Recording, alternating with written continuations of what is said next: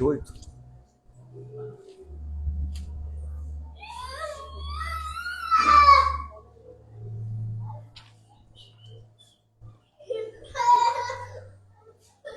Vou desligar aqui o ventilador, tá?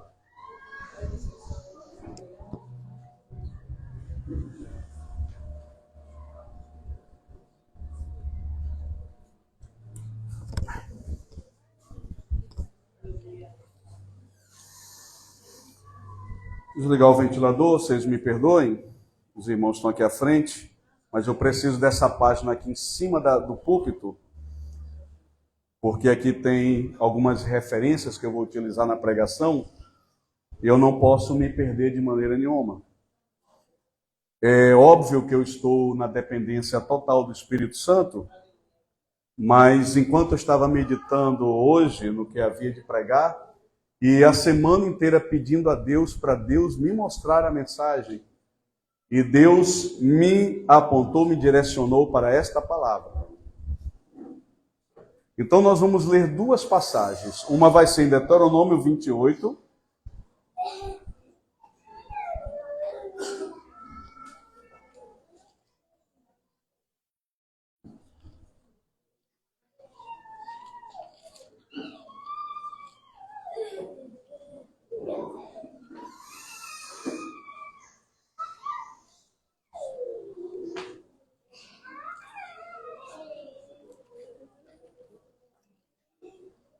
Amém, encontrei, irmãos. Com um pouquinho de dificuldade, mas encontrei.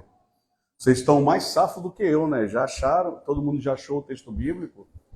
E eu dou aula aqui na igreja e tive dificuldade de achar, misericórdia. Amados, vamos ler do versículo 1 até o versículo 2. Vamos lá? E será que se ouvires a voz do Senhor teu Deus, tendo cuidado de guardar todos os seus mandamentos que eu te ordeno hoje, o Senhor teu Deus te exaltará sobre todas as nações da terra. Agora o versículo 15, do mesmo capítulo, vamos lá? Se porém, se não deres ouvidos à voz do Senhor teu Deus, para não cuidares em fazer todos os seus mandamentos, e os seus estatutos que hoje te ordeno, então sobre ti virão estas maldições e te alcançarão. Maldito serás na cidade e maldito serás no campo. Muito forte isso, irmãos. Agora vamos lá para Hebreus capítulo 12, Novo Testamento.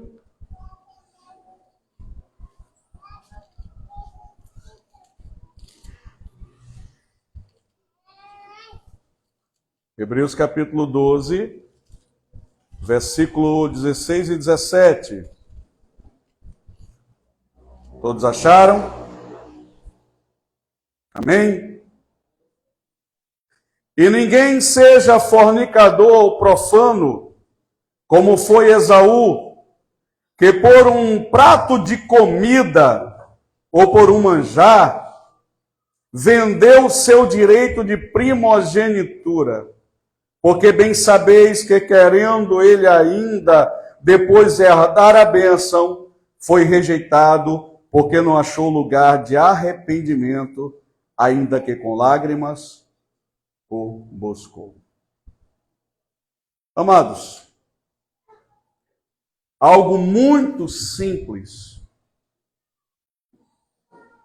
para dizer no início desta mensagem, na nota introdutória desta mensagem, é algo que todos nós já sabemos e crescemos sabendo. Que a vida na terra é feita de escolhas. Nós temos apenas diante de nós dois caminhos e uma escolha. Duas opções de escolhas e apenas podemos escolher só uma e não podemos escolher nem duas e nem tampouco algo no meio termo, no meio. Não existe terceira via ou terceira opção. Isso é uma verdade eterna e totalmente imutável. Isso é uma verdade não só revelada nas Sagradas Escrituras, Porque primeiro quem revelou esta verdade foi o próprio Deus em sua palavra. O próprio Senhor Jesus Cristo, ele endossa, ele reforça esta verdade absoluta e suprema, quando ele diz: há somente dois caminhos, ou duas portas, o caminho estreito que conduz à salvação, o caminho árduo, difícil, de dificuldade, de abnegação, de renúncia, ou o caminho largo, a porta larga, que é o caminho dos prazeres, que é o caminho onde você faz tudo o que der na sua cabeça, toda a vontade do seu pensamento, da sua carne, tudo que você deseja, pautado meramente nas suas emoções, ou guiando pela vontade do seu coração, você se lança a fazer e praticar. Sem com isso medir as consequências das suas escolhas. Esse é o caminho largo, é o caminho que o mundo oferece, é o caminho do beber, cair, levantar, é o caminho da fornicação, é o caminho da prostituição, do sexo livre, é o caminho que você procura a felicidade, a alegria, a satisfação, baseada nos prazeres e nas sensações físicas e emocionais. É o que o mundo prega aí fora. Importante é que você seja feliz. Não importa se você abandone o seu casamento, não importa se você se relacione com alguém do mesmo sexo, não importa se você se relacione com várias pessoas e vive uma vida de promiscuidade, não importa se você enriqueça e consiga satisfazer seus desejos de consumo e de compra a custo de enganar, de passar a perna, de mentir, de comprar e não pagar e etc. Esse é o caminho que o mundo mostra, um caminho enorme, com um grande leque de sensações e satisfações. Aqui Deus, no capítulo que nós lemos anteriormente, Deuteronômio capítulo 28, nós aqui lemos duas passagens. E a situação aqui era o seguinte, era que Moisés, profeta de Deus, homem que era um exemplo de um homem que largou luxo, riqueza, glória humana, privilégio, porque ele nasceu príncipe no mais poderoso reino da sua época, no Egito. Teve o privilégio de ser adotado pela princesa, pela filha de Faraó, foi criado, diferenciado dos seus irmãos judeus escravos, o único hebreu que não foi feito escravo e não nasceu como escravo. Quando nasceu, já herdou o principado do Egito e estava na linha de sucessão para se tornar, quem sabe, um faraó. E se não fosse um faraó, seria algum governante egípcio, se fosse o seu irmão, Ramsés, o faraó do Egito, com certeza ele seria um príncipe de uma enorme importância e viveria uma vida, casaria com quantas mulheres, as mais lindas ele quisesse, teria os melhores e mais lindos palácios, teria uma pirâmide enorme, talvez com uma ponta de ouro lá em cima, em homenagem a inscrições históricas, hieroglifo em sua homenagem. Ele teria toda a glória do Egito para ele. Mas ele preferiu ser perseguido, maltratado, sofrer, junto com o povo de Deus, porque ele atendeu o chamado do Senhor. Ele é um exemplo de uma escolha. Ele é exemplo de quem renunciou o mundo, de quem renunciou aquilo que visivelmente, tangivelmente, aquilo que se pode apalpar, se pode tocar, se pode sentir, se pode cheirar, que está à sua frente, e é proposta de prazer, e é proposta de grande oportunidade, e é uma grande porta aberta para conquistar muitas coisas, mas que está fora do plano e da vontade de Deus. E aí, quando ele viu que a vontade e o plano de Deus apontava para o outro lado, a vontade de Deus sempre é um caminho árduo de sofrimento, de renúncia, de perdas temporárias, mas de ganhos futuros, conquistas futuras e glórias muito maiores. Aleluia. Conquistas muito maiores e mais elevadas. Mas isso só se alcança lá na frente. O processo, como eu falei, é doloroso, dói. É difícil demais. Você luta com feras, com demônios, você luta contra a sua própria vontade, os seus próprios desejos e caprichos. Para você se enquadrar dentro da perspectiva de Deus e da vontade de Deus para a sua vida. Porque a vontade de Deus é sempre boa, perfeita e agradável. Mas o ser humano, com os olhos da carne, com a percepção carnal, pela carne, o homem natural, o homem material, não consegue ter a percepção espiritual das coisas de Deus, dos tesouros de Deus, das riquezas de Deus, das grandezas de Deus e da glória de Deus, porque ela é algo intangível, é algo sobrenatural, é algo invisível, mas também se materializa e se concretiza. Mas lá na frente,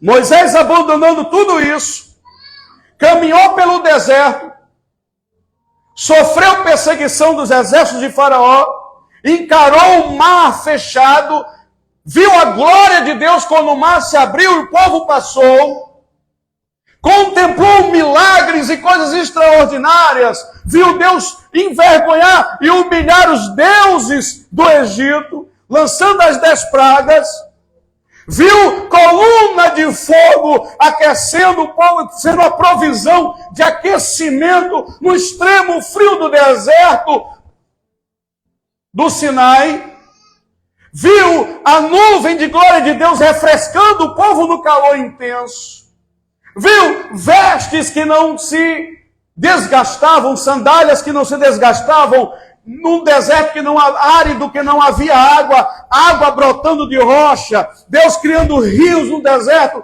caminhos no ermo, Deus mandando codornizes do céu, Deus providenciando maná, um alimento que nenhum ser humano já provou em toda a existência e história humana, somente aqueles que andaram com Deus e confiaram em Deus.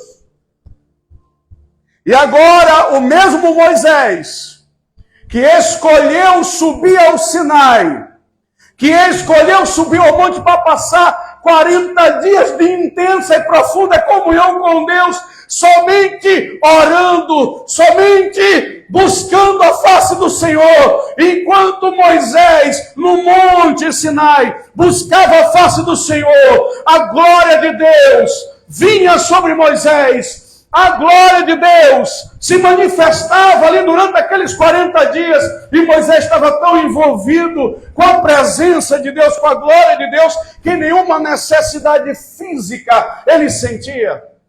Foram 40 dias ali, irmãos, sem comer, sem beber, com Deus ali, a glória de Deus tomando conta. A glória de Deus foi algo tão intenso, tão profundo, tão forte, manifestado ali a Moisés, naquele momento de comunhão, e o povo que estava fora desta presença, o povo que não estava buscando com ele no monte, logo se prostituiu e fizeram um bezerro de ouro. Eis aí uma escolha, a escolha de quem busca a face de Deus, e é tomado pela glória de Deus, experimenta a glória de Deus, e fica cheio do Espírito de Deus, e fica revestido do poder de Deus. E aquele que se acomoda às coisas terrenas, e se desvia, e peca, e se rebela contra Deus e anda na carne. Quando Moisés desce com a face resplandecendo, tiveram que tampar a face de Moisés, porque ninguém aguentava olhar para a face dele, porque o esplendor de luz era muito forte.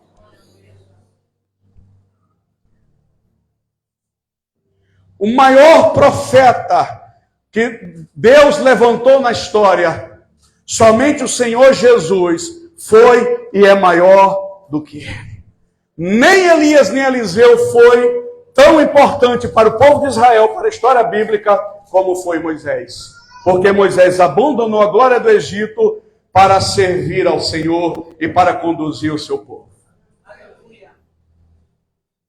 Agora Moisés chama o povo com experiência de causa, com a firmeza de um homem que escolheu mesmo servir a Deus durante toda a sua vida até a morte, andar na vontade de Deus e fazer a vontade de Deus, e diz a todos: Aqui está o Monte Ebal e o Monte Gerizim diante dos vossos olhos. Aqui tem dois montes para vocês escolherem, dois caminhos que Deus propõe a vocês. Deus propõe o caminho da vida e propõe o caminho da morte. Deus propõe as bênçãos do Monte Gerizim. Se vocês ouvirem a voz de Deus, se vocês obedecerem à voz de Deus e andarem segundo os preceitos do Senhor e obedecerem e satisfazerem a vontade de Deus, as bênçãos do Senhor serão sobre a vida de vocês. Vocês serão abençoados. E aí ele sai fazendo um monte de citação de bênçãos que Deus vai prometendo. Bênçãos na saúde, bênçãos na vida financeira, bênçãos na vida espiritual, bênçãos para a família, bênção para o trabalho, para toda a vida cotidiana.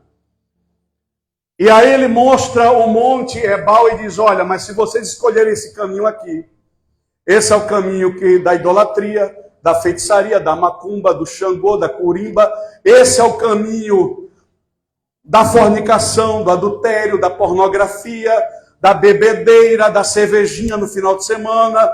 Esse é o caminho do pecado, o caminho do mundo, o caminho de desobediência a Deus. Se você escolher este caminho, as maldições serão sobre a vida de vocês. O próprio Senhor Jesus, ele diz, quem comigo não ajunta, espalha. Eu sou muito pessoal dizer, pessoal mais moderno, e eu não sou moderno, e nem tampouco sou liberal, e sou radical, e sou ortodoxo, porque entrou na minha vida, e eu tenho intimidade com ele. A pastora Mônica tem intimidade com ele, os irmãos têm intimidade com ele, o irmão Edson tem intimidade com ele.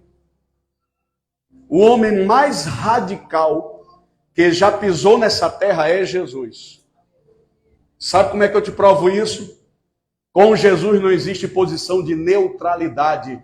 Jesus Cristo disse, quem comigo não ajunta, espalha. Ou você com Jesus ajunta, ou você espalha. Você não pode fazer uma coisa no meio termo. Não existe neutralidade com Jesus, não existe meio do caminho. Ou você é ou não é. Aí ele diz a palavra tem que ser sim, sim ou não, não. O que passar disso é de procedência maligna. O Senhor Jesus diz também, o Senhor Jesus ele fala, não, ou você tem que ser frio ou quente. Se você for morno, meio termo, vomitar-te-ei da minha boca.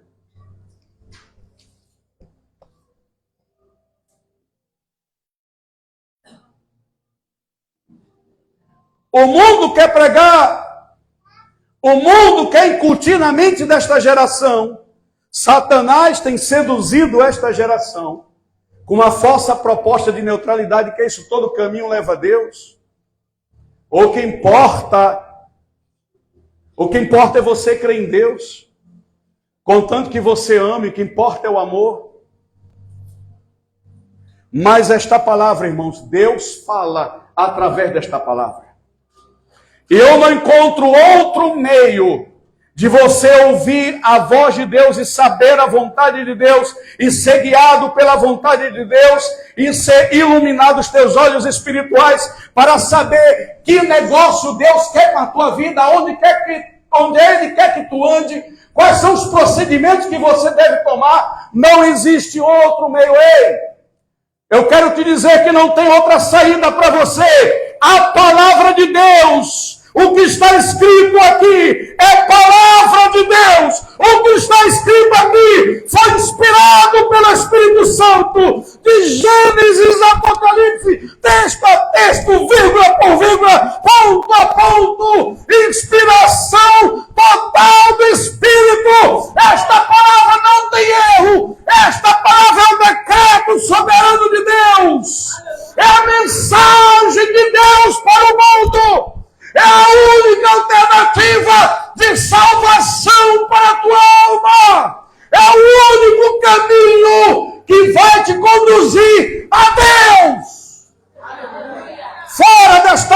palavra, esquece a filosofia, esquece que o teu professor, com a camisa do Che Guevara, fumando maconha e curtindo a tua cabeça.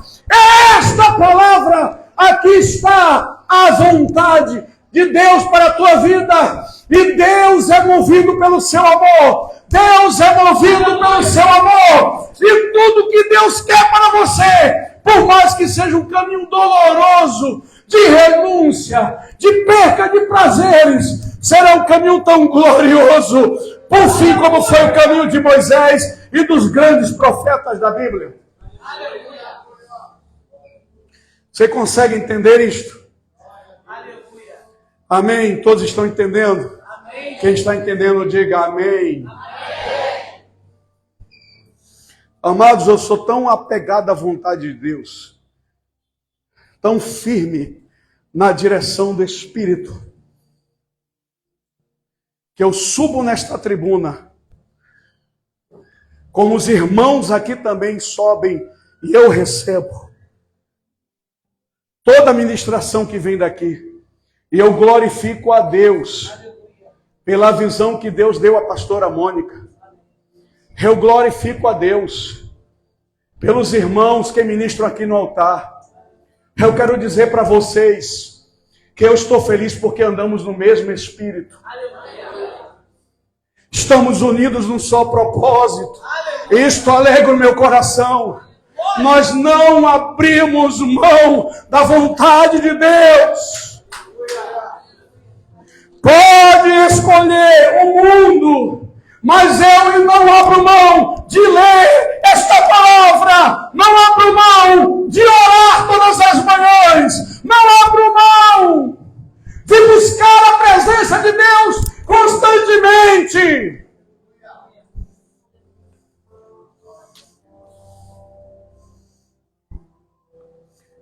Presta bastante atenção. Vamos lá para Gênesis capítulo 25. Gênesis capítulo 25.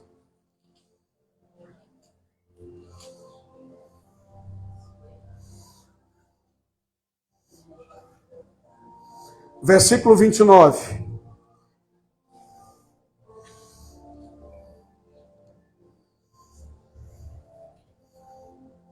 Eu vou ler. Gênesis capítulo 25, versículo 29. E Jacó cozera um guisado, e veio Esaú do campo, e estava ele cansado. E disse Esaú a Jacó: deixa-me, peço-te, comer desse guisado vermelho, porque eu estou cansado. Por isso se chamou o seu nome Edom. Então disse Jacó: vende-me hoje a tua primogenitura. E disse Esaú: eis que estou pronto de morrer, para que me servirá logo a primogenitura. Então disse Jacó: jura-me hoje. E jurou-lhe e vendeu a sua primogenitura a Jacó. E Jacó deu pão a Esaú e guisado de lentilhas, e ele comeu e bebeu e levantou-se. E foi-se assim, desprezou, vou repetir o final, assim desprezou Esaú a sua primogenitura. Os que são espirituais e entendem a palavra, entenderam. Se eu parasse de pregar agora, já entenderiam que eu quero que o Espírito Santo do Senhor lhes confere hoje. É que Esaú, ele tinha o direito legal, por nascimento, às bênçãos do patriarcado de Abraão. Deixa eu explicar melhor para vocês. Abraão recebeu de Deus a promessa de que ele seria pai da nação de Israel e que a sua descendência seria poderosa na terra, próspera e poderosa na terra. Não há na terra um povo mais rico, próspero, inteligente. Os maiores cientistas, filósofos, cientistas, inventores, banqueiros, empresários e artistas são judeus. Não há um povo mais bem-sucedido do que o povo judeu e o povo de Israel. Não há nação mais forte ali no Oriente Médio e mais estabilizada do que a nação de Israel. Deus prometeu a Abraão que faria assim com a sua descendência, e nós, contemporâneos da época pós-moderna, estamos vendo diante dos nossos olhos o cumprimento das promessas de Deus, que Deus fez há milhares, há mais de 5.000 anos, a um homem que ele tirou da Mesopotâmia e fez a promessa, e Deus tem cumprido durante toda a história. Já tentaram de tudo na história para matar o povo judeu, exterminar, e ninguém consegue. Nenhum decreto humano consegue exterminar o povo de Israel. Deus sempre os faz ressurgir do caos e os torna cada vez mais poderoso contra os seus inimigos. Só tem uma explicação, Deus. E a firme e verdadeira promessa que ele faz a este povo e a sua mão que conduz a história.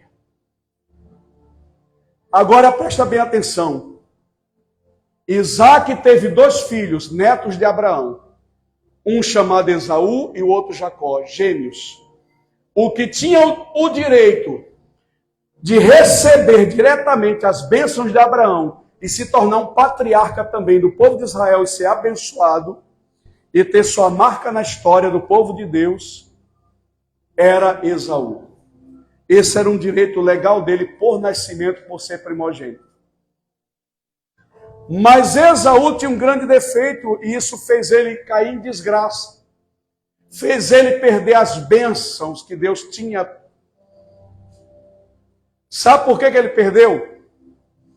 Porque ele era fornicador, profano, vendeu a bênção de Abraão por um prato de comida. Aqui nesta passagem que nós lemos, eu enxergo 3 motivos dentro do caráter de Esaú que levaram ele a perder. E isso é um alerta para você nesta noite, um alerta que Deus vai te dar. É um alerta para mim, primeiramente, para mim e para você também. Primeiro, Esaú chega o quê? Cansado. Diz o texto que ele chegou cansado, fadigado. Sabe como é que Satanás começa a derrubar um homem ou mulher de Deus? Nos derrubar um crente, te distanciar da presença de Deus, e começa o processo de destruição da tua vida, destruição do teu casamento, destruição da tua vida espiritual, destruição da tua família, e vai aquele efeito avassalador. Sabe onde começa a vir as legalidades do diabo para destruir? Vem a partir do momento em que você não tem mais tempo para buscar a Deus. Você não tem mais tempo para ler a Bíblia, para orar, para se consagrar, porque você está muito cansado. E o cansaço vem, sabe de quê? Porque o diabo colocou algo no seu coração.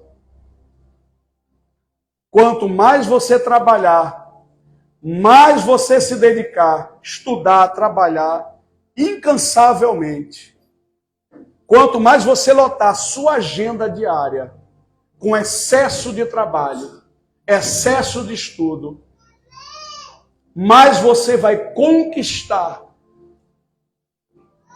as coisas aqui nesta terra. Mais rico, mais próspero, mais importante, mais você vai ter.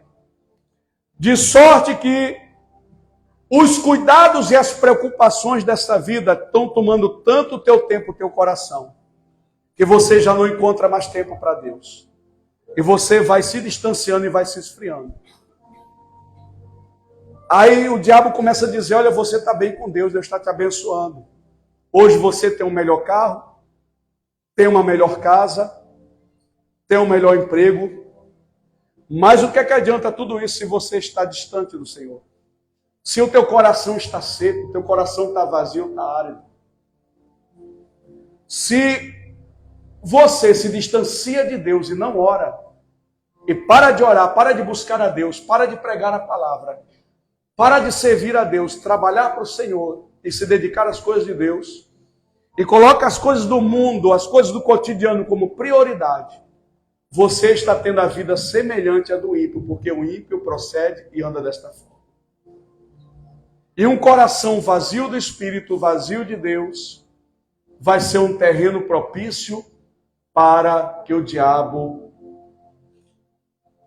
entre na tua vida e domine a tua vida. Talvez você não fique possesso. Não estou falando de possessão, mas estou falando de fragilidade espiritual. Portas abertas para o teu adversário. Se tem algo que o diabo tem medo, não é de diploma de bacharelado, anel de doutorado, riquezas, influências políticas, poder humano. O diabo chegou para Jesus e disse: se tu prostrado me adorares, tudo isso eu te darei, porque o homem lá no Éden me deu tudo isso. Todos estes reinos e palácios serão teus. Entenda, meu querido. Entenda uma coisa. Deus conhece as nossas necessidades e as tuas necessidades. E o Senhor não vai deixar você e sua casa padecer fome ou necessidade. O Senhor não vai te deixar desabrigado e na rua. O Senhor vai abençoar o teu trabalho, vai abençoar a tua vida. Para que você abençoe outras vidas também. Para que você abençoe a obra de Deus e você abençoe a quem está necessitado. Mas isso não pode ser uma prioridade na sua vida. A sua prioridade deve ser o Senhor. Aleluia! Esaú, cansado, foi um prato cheio para o diabo convencê-lo a vender a sua bênção, a sua primogenitura. Esaú foi, segundo as Escrituras, um homem maldito. Se Deus fala, se o Espírito de Deus testemunha nas Escrituras que Esaú é profano, leviano, imoral e maldito, é porque aos olhos de Deus ele foi assim. Esaú disse: para que me serve o direito de primogenitura se eu estou com fome? Para que me serve essa coisa de oração, essa coisa de Bíblia, se isso não vai me dar dinheiro? Se isso não vai me dar grana? Para que me serve esse negócio de me preparar para o céu? Isso está tão longe, tão distante. Eu quero alcançar o paraíso aqui na terra. E para alcançar o paraíso na terra, eu preciso trabalhar mais, estudar mais. Cada momento de oração, de Bíblia, cada momento na igreja é uma perca de tempo para mim ganhar dinheiro. Ei! É a voz do diabo. Repreende isso. Deus te ordena hoje. Ouça a voz do Senhor. Deus te chama para uma vida de comunhão. Volte a orar. Restaure o altar caído. Remova as cinzas aonde o fogo antes ardia e agora tudo está apagado. Põe lenha nova. Acende a chama. Ore com intensidade. Dobre o teu joelho, rasga o joelho na oração, clame a Deus intensamente, até que os céus se rompam, a glória de Deus desça sobre a sua vida, e Ele se apodere como nos dias anteriores, com a sua glória sobre a sua vida, e as estruturas do inferno sejam derrubadas e destruídas e consumidas. E a tua vida verdadeiramente ande e prospere.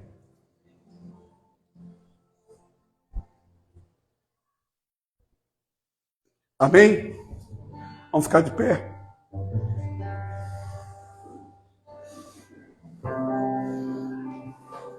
Pastora, dessa vez eu posso fazer o apelo? Posso.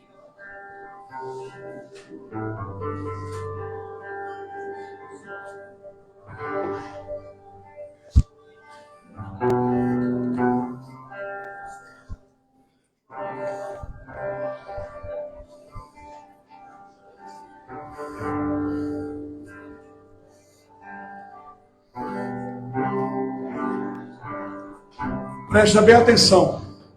Para fechar agora e encerrar.